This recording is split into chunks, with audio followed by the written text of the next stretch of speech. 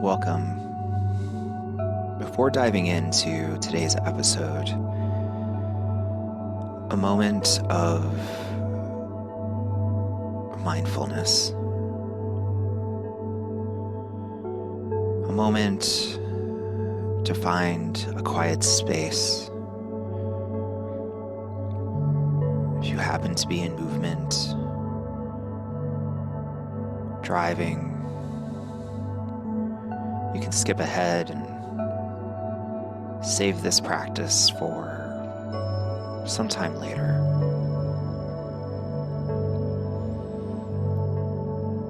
Right now, find a quiet space. Sit comfortably with your back straight and your feet grounded on the floor. Rest your hands in your lap and close your eyes gently.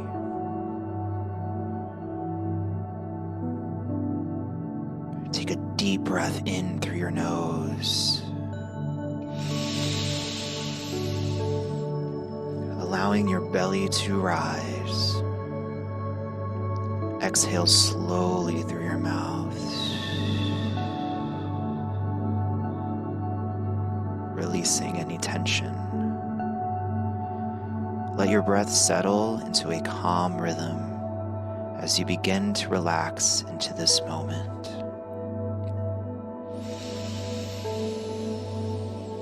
Inhale, belly rise. Exhale slowly through your mouth, releasing any tension.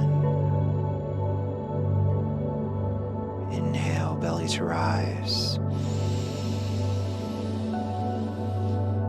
Exhale slowly through your mouth, releasing any tension.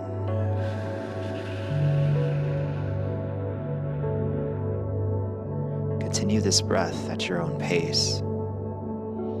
As you do so, imagine yourself standing in the center of a beautiful, peaceful garden. It's a space made just for you,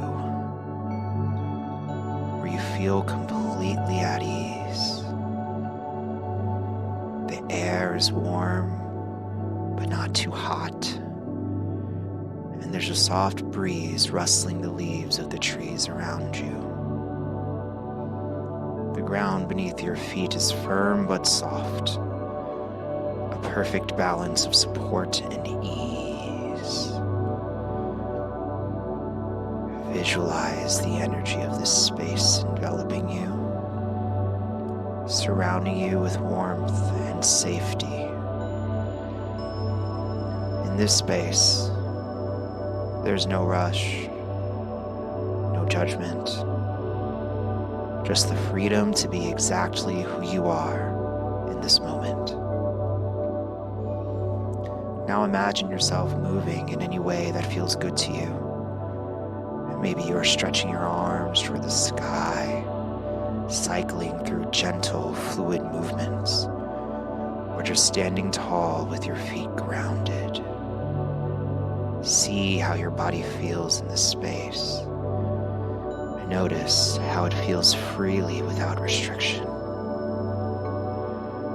There is no need to compare or critique, only to honor your body's natural rhythm. As you continue moving in this safe, welcoming space, feel the joy of expression flow through you. Every breath you take fills you with lightness and peace, reminding you that movement is not just about exercise. It is about embracing your body and all it can do.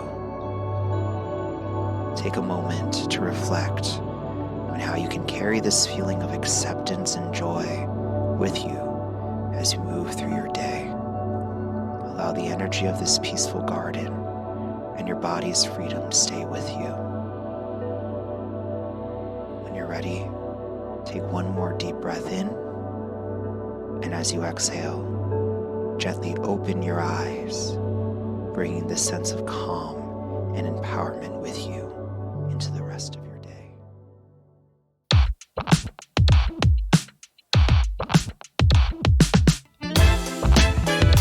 Hello, Podstars! We're sitting down with Vinny Purtle, founder and owner of Heartfelt Movement in Columbus, Ohio. Heartfelt is not just a fitness studio, it's a community made up of 3 distinct studios: cycle, yoga, and pole, each unified under one mission: to create welcoming spaces where all people feel seen, heard, and supported. We dive deep into Vinny's journey of building this inclusive environment, discussing how Heartfelt is transforming the traditional fitness landscape and providing a place for everyone to connect with their bodies regardless of background or experience level. Along the way, we explore powerful topics like body positivity, the impact of movement on mental well-being, and, of course, the yogic philosophy of Barbie, today on Yoga Pod 108.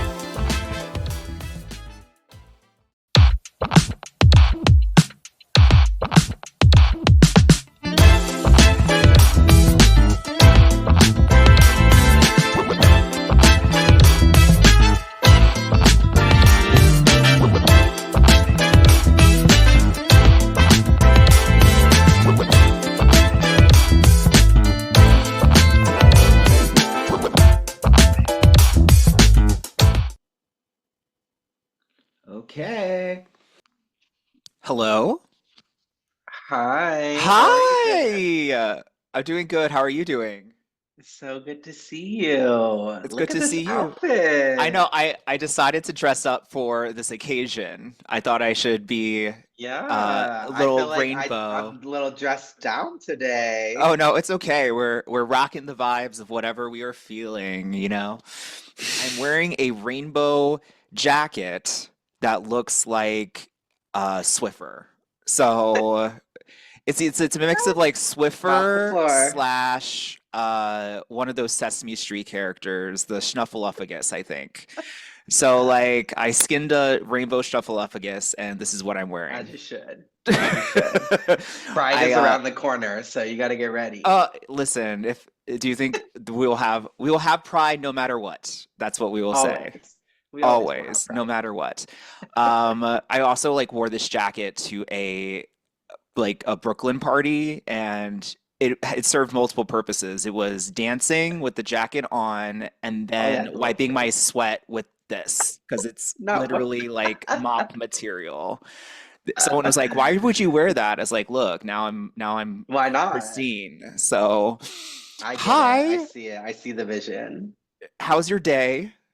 It's been wonderful. How's It's yours? been great. I usually try to use that as not necessarily an icebreaker, but a little bit of like conversation starter. How about your week? Anything exciting happening this week with you?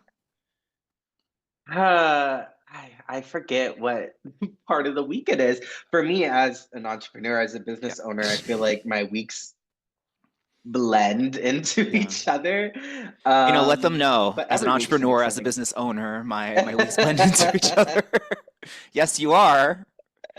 exactly. Yeah, so I love to see on the behind you there's a little chalkboard and it says talk Oh to yourself yes, with kindness. You it does. matter, and I love that there's pizza right under there. Yeah, somebody drew this pizza slice. And I think that's kind of like It's our major topic of yeah, conversation. Okay, it there's says a bunch of things in there. heartfelt, love it. I'm really impressed with your ability to read backwards because I'm not even Listen, sure what it says. So I'm like, I guess it's backwards for you, but I guess your camera like flipped it. So oh, now I could see it in real time. okay. When that's on my screen, it's backwards. Yes. So I just thought you were really good at reading backwards. Listen, if it comes to reading, reading is what? Fundamental. Fundamental. So let's get into our chat today. Let's So do it. I got onto your Instagram through my husband, who was following you and a fan of yours. Yeah. So he was just like, "Oh, you have to," because I was I finishing my didn't realize 200. y'all were husbands. That's Oh, me and exciting. I Andrew? love that. Yeah. Yeah, It's like, I'm connecting the dots in real time right now. I was like, yeah, wait, because I people saw kind of, him on your Instagram story the other day and I was like, oh, okay, that's where like the connection happened, yeah, but I'm learning this now right now. yeah, 100%. And people say we look I love like twin that. husbands. Like, Well, that's a thing in the yeah, gay we community, you know. So, my fiance does not look like me. oh, We actually look very different from each other. So, period. How long have you guys been together? 10 years. Wow. Yeah. That's like it's a century in the queer life. It feels like our entire life. Yes. Oh, that's great. I love that. Yeah. So and a lot of it was because I was doing my 200 hour. I was like, I want to do yoga, pop music. Pop music inspires me. Britney, Gaga, yoga classes, power yoga, fun yoga, everyone's invited. And he was like, well, I gotta show you this Instagram and you need to see this. And Oh my God. You're I follow, hired, first of yes, all. I Uh, followed you and it was like, yes, this is exactly how I view yoga and how I yeah. want to represent it in this like fun, inclusive way. So that's kind of where I want to start with you, your journey, how you started Heartfelt. That could last a million years, but give us the give us the little Cliff Notes version. Yeah, absolutely. Well, first of all, thanks for reaching out and having me on here. This is so exciting and I love it. And I love the energy already. But yeah, when I actually first started teaching, and then I'll rewind, but just because you made me think of it, of all the pop references, is right when the pandemic hit and I had to transition to teaching virtual yoga. I wanted it to be more fun because like we were all at home and like on our laptops and things. And I had a couple of like themed like pop playlists that I did. And I started out with a Lizzo class, and then a Beyonce class, and then an Ariana Grande class. So I got on these Zooms and like 90 people from around the world like jumped on and did the Zoom. And I'm like, what is happening? Because that like obviously in a in-person class, you know, your capacity is a lot smaller. So it was when I really realized that people resonate with that. So I think you're on the right track with that. I've done a lot of themed classes, and I find that it helps kind of bring new people in that maybe are intrigued by that concept. Nowadays, we're much more themed in our cycling classes, which I'll get to later. But um, but uh, it just I think is an exciting way to like bring new people in, introduce people to yoga, and I'm all about making it fun too. So I love to hear that that's a journey of yours. But yeah, to back up a little bit, like you said, I probably could spend all day telling you my story, but um, really where a lot of it begins is back in 2011. I worked at Disney World. I was 18. I was fresh into college Mhm. and I started interning um, there, and I worked in America and Epcot. So I was like the little gay colonial drummer Mhm. boy, like selling the turkey legs and the beer, you know? And I really got excited about like just talking with people and interacting, and I didn't really know what I wanted to do, like Mhm. I was studying psychology, but like I'm not a school girl. Like Mhm. I don't like the process of school, Right. honestly. um I like the experience of it all, and Mhm. I really enjoyed college for that. Mhm. But like the schoolwork component, I just was like, I don't know. I can't imagine myself being in school for forever to Right. be a psychologist or Mhm. anything. But I really liked people, and people expressed to me that like, oh, like maybe you go into sales, you go into marketing, that kind of thing. And I was like, okay, I'll give it a shot. So when I left, I did two internships at Disney, but when I left, I transferred to Ohio University in Mhm. Athens, Ohio, and went right into marketing, which was the Okay. business school there. And I think marketing is often that major, especially in the business school, Mhm. that's like sometimes looked down upon, interesting Oh. enough, that because it's not, accounting and finance and these like Oh, dang. more corporate kind of jobs, often marketing lends to like there's a wide array of like what marketing means, Mhm. right? But every business needs it. Mhm. So it always was fascinating to me, but I find I will marketing also say is it's where you like really can hard. it You is know, really like hard, yeah. I think now we'll get back. Let's like circle back. We'll come Put a back to pin in the it, as they say. yeah. because, there's a lot of people who are coming out of yoga 200 hours or a yoga Yeah. 500 hour, and they're like, I want to start a yoga business. That's where, a lot of people are like, I might make my money that way, doing privates, doing trainings, all that stuff. But like a huge part of it is the marketing aspect of how you market yourself, Yeah. how you get yourself out there. And, I'm sitting here going, I have all these great ideas, and I sit back and going, I have no freaking idea how to do a marketing strategy, how to launch something. And these are the things that my partner is like holding me accountable for. He's like, "What's your strategy?" And I'm like, "I have no idea. I'm just gonna go out there and just do things." You're So like, we'll see what happens. when I think of marketing, I think of like it is how you get everything out there, how you get the business out Yeah. there, how you create a brand. And I think you've done it so well, most likely because you have such a strong background in it. Yeah. So like, what are your insights into like how to market yourself? Yeah. I love that. And that's so true. I think so many people underestimate not only the power of marketing but the difficulty of it. I think that's so accurate, is that especially when it comes from somebody like myself who studied marketing, who worked in marketing. So I worked at a couple of different marketing agencies. I worked in a corporate job for Bath and Body Works, which is here in Columbus. And so I've experienced a range of marketing skills that I learned very much like on the job outside of school, and applying that in your own kind of business or entrepreneur way is it's very different, but very much I think people when it comes from someone like me, it maybe comes off like it's really easy, right? And so I really appreciate you being like, actually, it's really fucking hard, and like, what's the secret? Honestly, for me, I think the secret sauce to my marketing has been like the humanness of it all and the authenticity, and not trying to contrive myself to fit in any sort of way, or to like appeal to everybody. I think the biggest mistake people make in marketing their business, especially in terms of like a new yoga teacher, is trying to be everything to everybody. And I just don't think that's possible.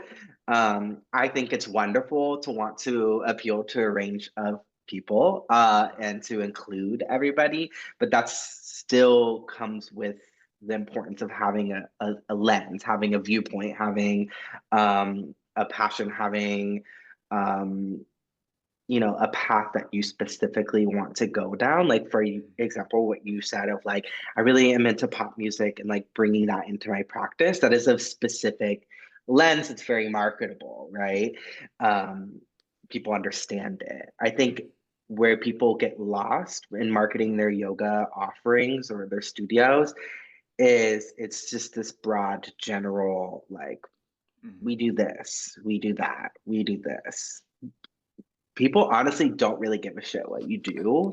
They Okay. care why you do it. They Mhm. care like what you're about, like what are your values, especially in an ever like evolving world. And especially as our demographic tends to be more like millennial, but as more and more Gen Z come into our space, um, they really care about the values, and I love that because I really care about making sure that that's clear, and that's Mhm. and that everyone's sharing those, and that goes into like everything else from there. Yeah, I think what's interesting about what you said was that you're not out here to appeal to everybody, yet I feel like your audience is everybody, like Yeah. there's like every body type, every kind of person, every gender identity, every color in the rainbow. Like, and I think that's so interesting to say because, people will go out there and be like, I need more diversity in these spaces. I need more of this. And yet Yeah. you've been able to do that and create spaces like this. So like, I think in terms of the authenticity, how do we authentically create these kinds of spaces within our studios? Yeah. Ooh, It's hard to do. that's a deep You can one. sit down um and say, I want more diversity in my yoga studio, or I want more diversity among teachers. But then you say that, but yet you're still like like people are still gravitating towards your spaces that are just like one kind of person. Nothing against the like, skinny white female, but those are skinny white cis females are usually the yoga demo. And it's Yeah. like, how do we get other, and I think there's that dichotomy about you go into a yoga space, you don't see yourself there, and you go, I'm not going to come back here versus, oh, I went to yoga space and I saw so many people. But it's like, how do we go from point A to point B where we have such diverse people that when people come, they do feel welcomed and they don't feel like the space was just created for one person, even if it hasn't been our intention to. Yeah, I mean, I think that's a very difficult question to answer for everybody because it might be different. And I would lead with, again, digging a little deeper into the why. So if you are a new yoga teacher or a studio owner or what have you, and you're like, I would really like to create more space for diversity, like in my classes, in my offerings. Okay, why? Like what, for what purpose? And maybe even getting more specific. For us, I mean, I think this is a great kind of loop back around to like the story is when I first started teaching before I owned a space, back in 2018, which feels like another lifetime ago, pre panty times, I was listening to that and on the podcast about panties. So I wanted to bring it up here too. So back to you. Pre panty. yes, yes. And when I first started teaching, oftentimes there wasn't a lot of queer representation specifically. So I took the lens as I taught of the queer lens. And as I got deeper into teaching and when opportunity came up to create my own space and my own community, uh, I realized that if I'm feeling that way, because although I am queer, I still am a cis white man. Um, that likely other marginalized identities are feeling that impact probably even more so than me. So for me, it was really important in the very early days to lead with that intention and to express to people like I would love to see a wide range of instructors leading. I think that's where number one in a space, if you are like looking at a studio space, is like who is leading, because like you said, the norm for so long has often been a cis straight white femme presenting able-bodied person. And uh, that doesn't necessarily mean that everybody in the class maybe is always that, but if that's always the person that's leading and guiding and taking up the most space, um, it leads to that strain in communities of being like, well, not only am I not really like seeing myself like here in the community, I'm also like not that type of person that's like the aspiration, the ideal, that's being um more or less communicated, whether they're actually saying that or not, right? And so for me, it was really, really important in the beginning, although very challenging because we quickly hit a pandemic as I opened. So like, being able to hire and add to the schedule in the beginning days was really difficult, but it was really important for me to hire the right people to represent the marginalized identities that I wanted to see. So for us specifically, we had a huge lens on body diversity, on making sure we had a good range of different races and ethnicities, making sure that we always take like a queer lens, as we were the first queer-owned yoga studio in Columbus. Now, not the only, which is Mm. amazing. And it those were kind of like our main focuses. It was everything that we led with, everything we talked about. And for us, and I think where a lot of studios miss the mark, especially in their like marketing, is that always being top of mind, but also coupled with action. I think a lot of studios or new instructors have really good intentions. they really like genuinely want to welcome all and like have a good range of people.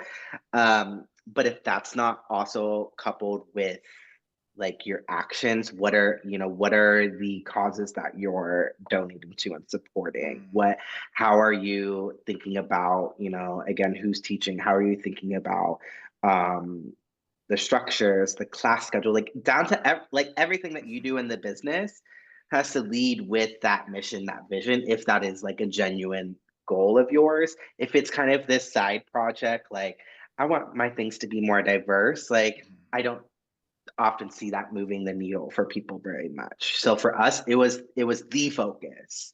It was really important for us to make that change, but I was really important.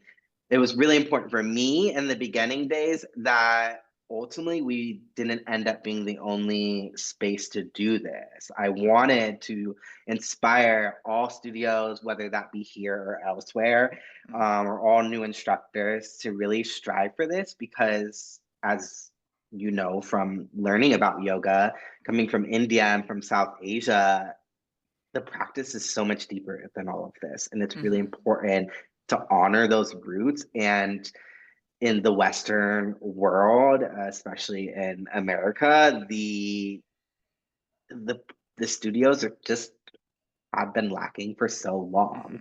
And I saw a big shift here and elsewhere in 2020 specifically. Um, and I would love to see that, continue for people. But like I said, I think it has to be consistent and it has to be authentic and it has to be coupled with action and not just broad stroke of statements like everybody's welcome here. Right. Because that's wonderful and that's lovely and that's appreciated. But what else are you doing to like make sure that always Yeah. stays top of mind for people? And back to it's like goes back to the authenticity of it. Are you just trying Yeah. to create something that looks like diverse, or is it something you live? Like I believe in all Yeah. people, and I like actually want to create a safe space for all, which is gets back to we keep talking about why. So let's go deeper into your Yeah. why, especially when it comes to the power of yoga philosophy, and how it's impacted you and got you in the door. Yeah. I mean, my why is always very intertwined with my practice. I think for me, I live it, I breathe it, I bring it into my life. Yoga for me is all eight limbs of yoga and making Mhm. sure that it is not just focused on the movement and again really honoring where this comes from and learning Mhm. from Indian practitioners, learning from South Asian practitioners, whether that be here or afar. Again, there's especially the pandemic made a lot of things much more Mhm. available and accessible online to connect with people, to have conversations like this. Right. And I think that's really beautiful and to tap into. So for me, I live it, I breathe it, I bring all of everything that I do into my life. A lot of as an entrepreneur, like business and personal life can get really intertwined. That Yeah. has its pros and cons, but for me specifically, the why is blended in business. This is how I live my life. I genuinely want good things for all people around me and to have like just a wide range of humans around me at all times. So I'm always learning, I'm always growing, I'm always exploring. I take a big focus on playing Mhm. and finding joy. I think on my Instagram bio it says something like joy enthusiast and professional fun haver and that kind of thing. Because at some point I uh, kind of got rid of the concept of like my resume because Yeah. I have an extensive resume in LinkedIn of my degrees, my certifications, my experience, and that's all helped me get to where I am. Yeah. And but that's not like who I am in my Yeah. heart. Like that's just Mhm. my skills, my accolades, whatever. But who I really am is like I like to have fun. I Mhm. want these things to be exciting. I want my life to be exciting. I want my business to be exciting. I like a lot of variety, hence Mhm. why I have 3 different studios, but they 3 led with studios. yoga. But yoga led to cycle, which led to pole, just because uh, That's how it happens. You start at yoga and you end up on the pole, right? exactly. Sometimes that's just how it goes. Actually, tonight I teach pole yoga fusion, which would be really fun. That is Uh, something that we need to put a pin in, come back to it. we'll come back to that. But yeah, I think yoga can, be brought into all of these things. It's kind of Mhm. where I was going with that, is that Yeah. yoga was kind of my very first practice that I dove all the way deep in for my own healing. And I Mhm. saw the power of it, and bringing that to other people is just something I'm Yeah. so forever grateful for. And that just lended into like, okay, I can apply this to other modalities, other Mhm. concepts, in everything that I do in my life. Right. And I definitely feel that similar sense in the way that there's 8 limbs of yoga, by the way. And the one of them is asana, but it's like one out of all 8. And I think that's one of the Wow. interesting things that you learn when you really start like digging in. But there's a lot of, such an emphasis on meditation and turning inward. And these like there's a lot of different philosophies about like the body. It's you're either transcending both body and mind, or your body is this like there's some philosophies where your body is this beautiful experience that you get to continue to experience in the world. And I think I was like having this conversation with someone about the integration of pop music in yoga spaces, and kind of how as queer people, at least this is my story, going into gay bars and going into the dance floor and getting into the disco lights and like the atmosphere is very meditative to have pop music, dancing to it, almost mantra like in the sense of like the choruses and the beats and like the repetition, and something very welcoming and like similar. Like pop is not trying to hide what it is. It's very much like this is a fun musical genre that has songs that sound alike. And I think it's like for a reason. And I think when you go into that, it's like how do you find your sense of bliss in the world? How can you take your yoga off the mat and continue going into, let's say you're going to the club and you have the yoga with you, or you're going to the supermarket. So I think what you're saying in terms of like yoga is not just this, we sit zen with the waterfall, with the zen music. I also teach yin, so like I have a time for like zen Yeah. water, but then there's also like a time where it's like what we put such restrictions on yoga, and I always feel like yoga is this like unlimited experience that you can invite people into. I want to talk a little bit about the pandemic because, there's you have a certain spirit about yourself and I know that this spirit is something that doesn't come overnight. You're take me into the mindset. You're like, I'm gonna launch this yoga studio in 2020, and you don't know what's gonna happen, and then COVID hits, right? And then everyone's inside. So, what is your um like what kind of spirit, like mentality did you have to develop to be able to do Ooh. that? I want to kind of I want to hear the story. It's Yeah. 2020, you're about to open this thing, you're putting a lot on the line to open a business. Like where was your mind space? And second part of the question, how did you develop that mind space? Yeah. Ooh, that's a great one. I like the way that you phrased that. I think the first thing that came to mind is resilience. Mhm. And I think as a queer person, that is something that is constantly challenged and developed over a lifetime. I would say, I mean, spending the first 18 years of this life in the closet, uh, Mm. provides a sense of resiliency. Mhm.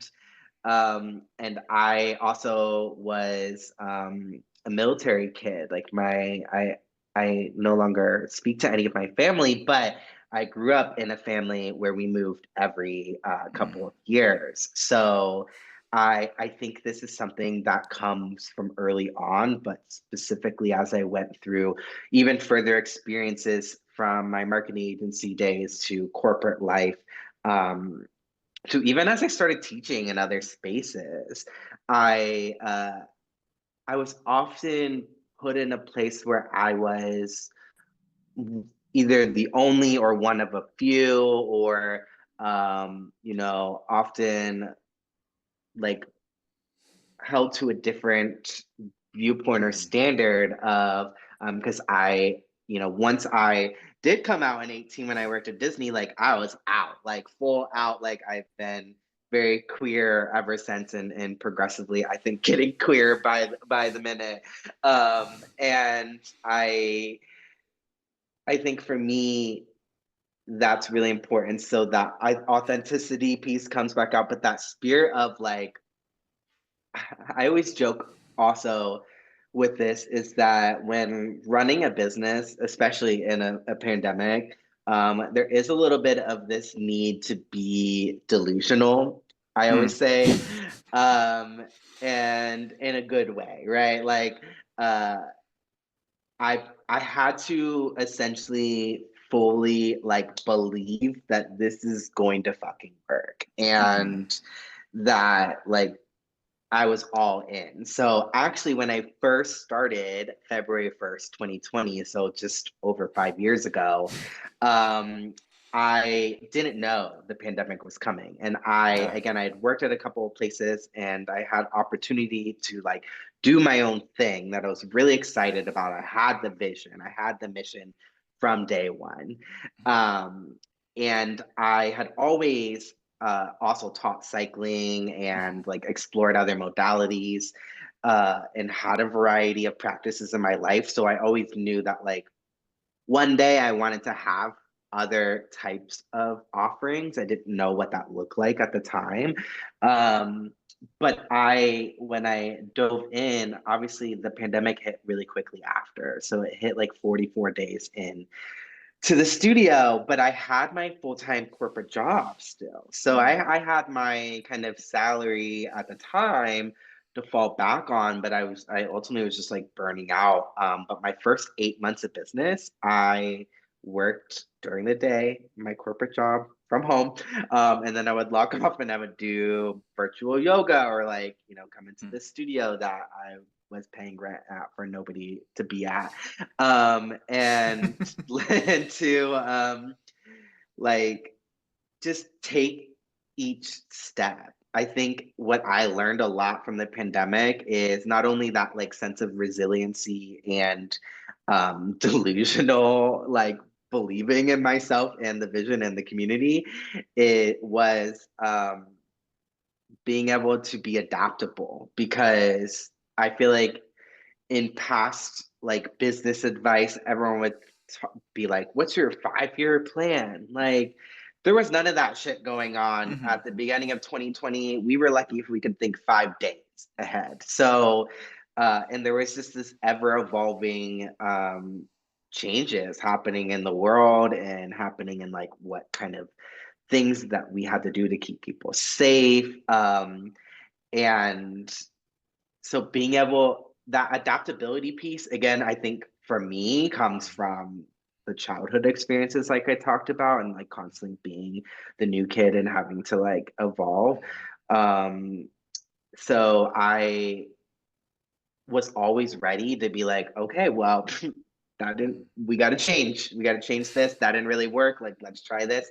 So not being afraid to like test things Mhm. um was really important for me, but that like yeah, I think the biggest thing, like you said, is the spirit of it all, of like that I was finally excited about what I was doing. Mm. I learned a lot from my career, my marketing job experiences, but my passion was really in this like connection to people, kind of like what I said even in the beginning of like when I worked at Disney at 18, was like it finally started to make sense. Like all the shit that I did before started to like come together in this beautiful way where it's like, oh, I really just love people. I really love connecting with everyone. I love like holding space for people to like Mhm. figure out who the fuck they are. I think that's my biggest like personal like mission is that I along the way learned who the fuck I am and then was Mhm. able to stand up and showcase that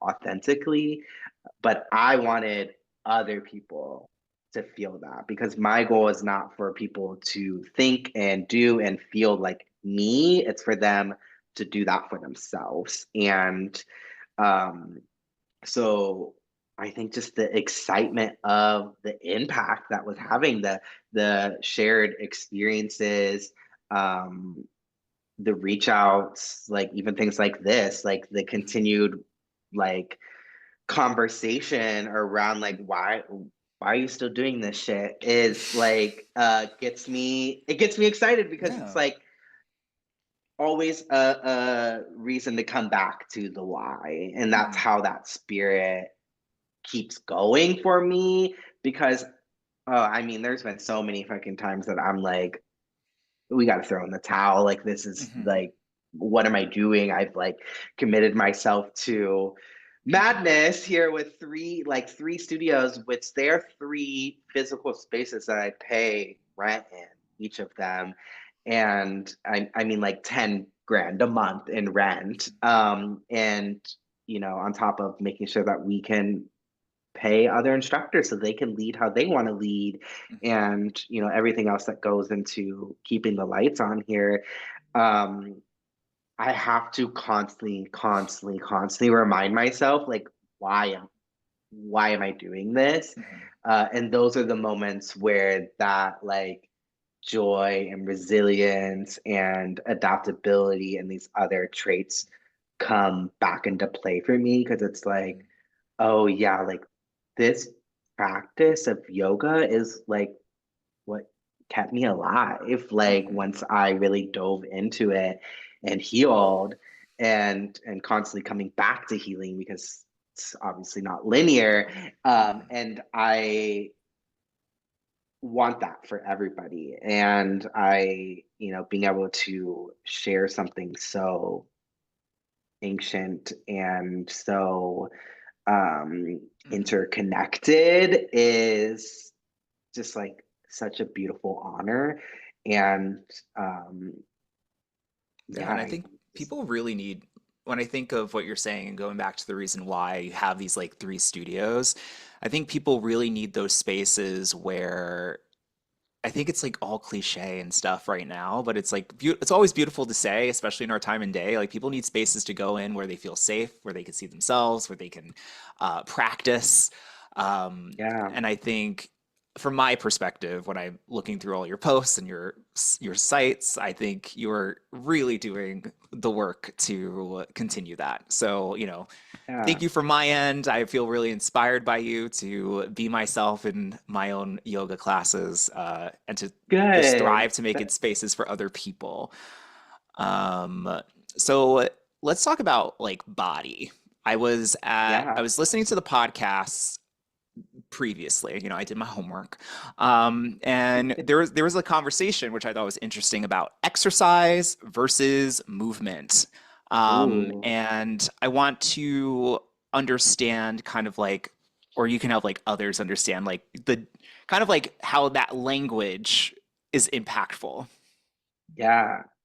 Yeah, that's so important to Mhm. me. And I, especially in the lens of yoga, but I think all forms of movement, um, is as we've been talking about, Mhm. yoga having 8 limbs, like it is so much more than the movement. Mhm. So just honoring the roots of yoga helps kind of switch that gear of like not just treating it as an exercise. Mhm. Although, when I first approached the Mhm. practice of yoga, I went into it thinking that I was going into just this physical practice, and I did dramatic like Mhm. hot power yoga and all of that. That Mhm. was like the thing those days. Um, and then I dove deeper into the other components and the spirituality and everything else that stems in the other limbs, that I was like, oh, there's so much more here. And so even right away, I started changing how my relationship with, I can't even say the word exercise. I keep going to say movement. I'm like, I like cringe a little when I say it Yeah. because, again, I used to go to a lot of different classes around the city, and um, I used to have like a very different relationship with my body. Hmm. I didn't grow up like exercising, and I wasn't on sports, and I walked a lot in college, but that was really my only like form of movement. And so when I graduated and moved to Columbus, everything was new to me. And I led with a sense of like curiosity about it. And I definitely used to like beat myself up more for my body. Like my body has always evolved and changed. And I have a much better relationship with it As now. it But does, bodies uh, grow and change and all those things. yes, exactly. And your worth doesn't, right? Hmm. As it changes. So I had to redefine it mentally um before that like physical aspect. So that's why I really stuck with yoga, because there's Hmm. so much of a mental component and mindfulness that comes with yoga that then I could bring into something like cycling or pole dancing or whatever, a hit class if I was doing Yeah. that, or whatever it may be, Pilates, etc. That re just changing the language and how I talk about it, how I talk about myself. Was really important for me, just like as a personal practitioner and as a human that wanted to learn to love Hmm. myself more. And so I'm very particular about that in the studios and in how I share online, or if I'm on a podcast or what have you, that I refer to things. I love the word movement. Mm.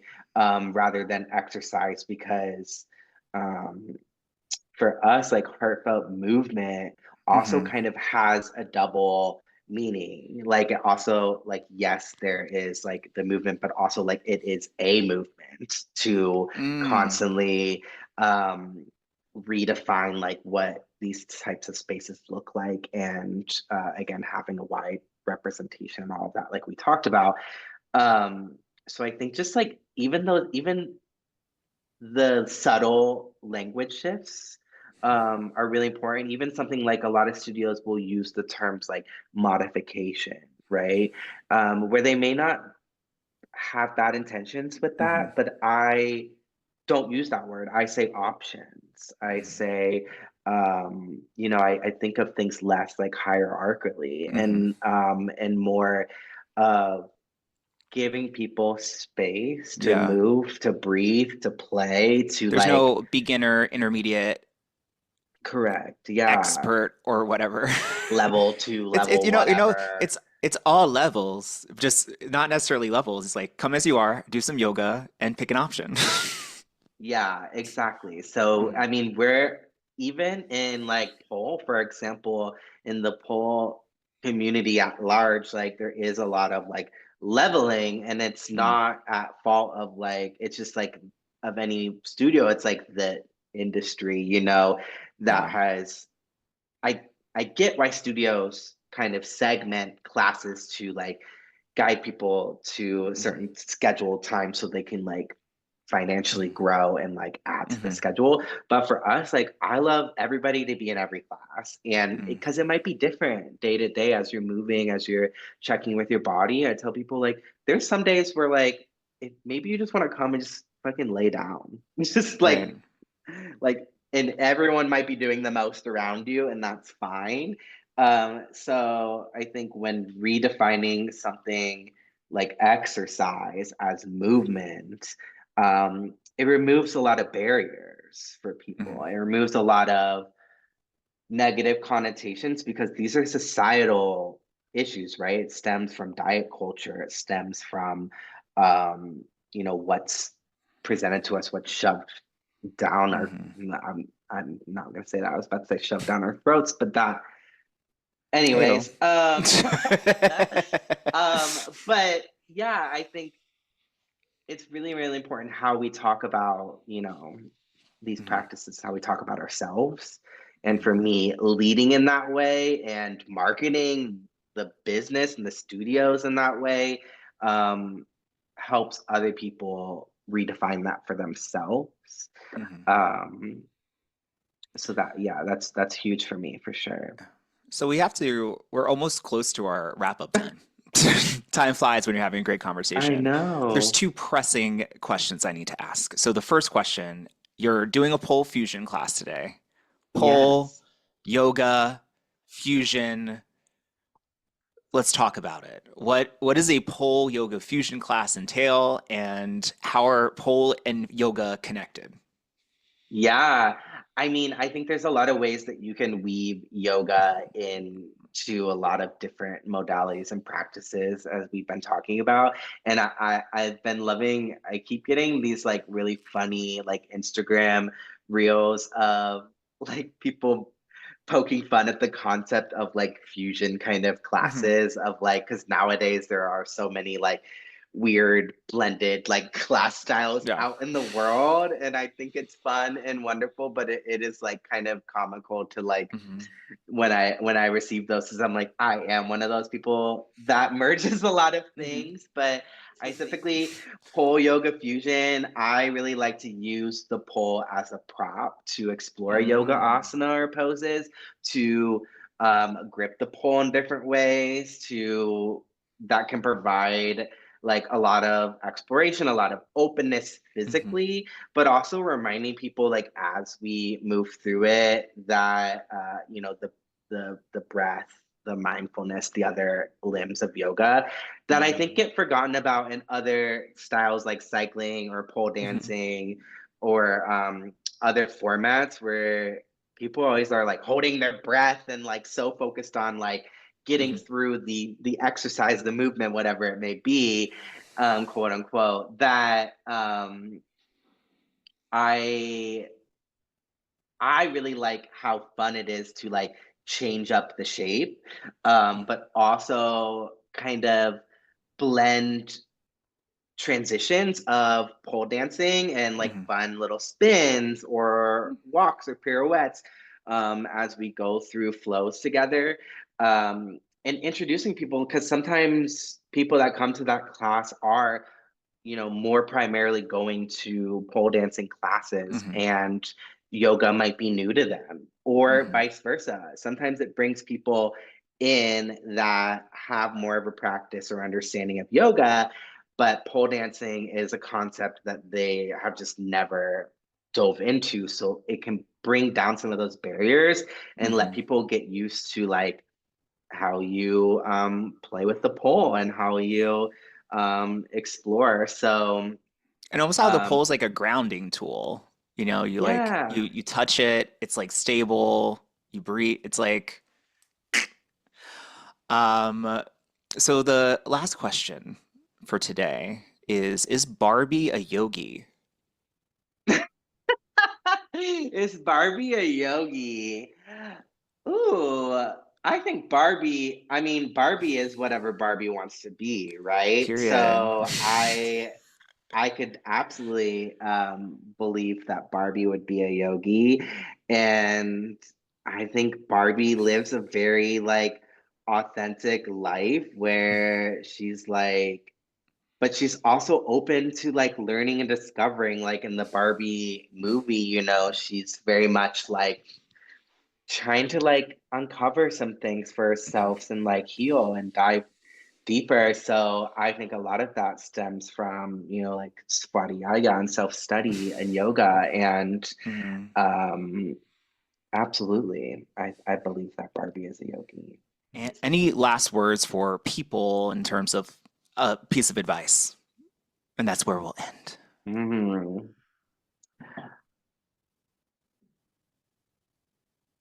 I think the biggest lessons and advice that I've been thinking a lot about lately um, have been always assuming positive intent. So, really thinking about like, even if somebody maybe rubbed you the wrong way or fucked up or whatever the situation may be, um, I find leading with positive intent that like can help dig a little deeper and like how did we get here and like what how do we talk this through or grow from this even if it is kind of like okay that's parting ways of our paths that